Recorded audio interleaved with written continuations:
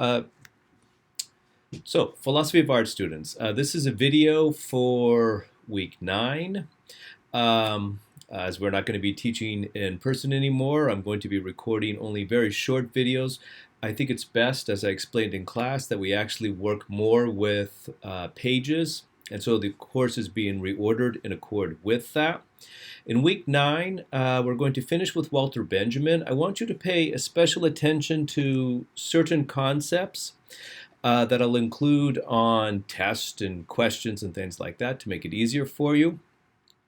These will involve the concept of aura, which we did go over already in class. And I'm going to add to that the concept of the way the means of production have a connection to the kind of people that we actually become, how that changes us when we do something different. I believe I discussed that a little bit on the very last day of class as well, before we move to this online environment.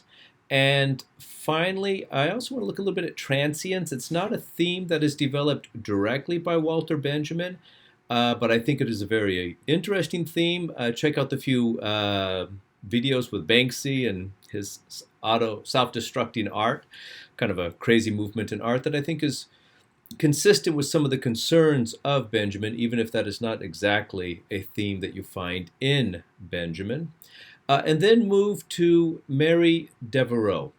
And I find this to be an extremely interesting text. It's the feminist perspective is developed. She's an important contemporary feminist who's produced a lot of really fascinating work.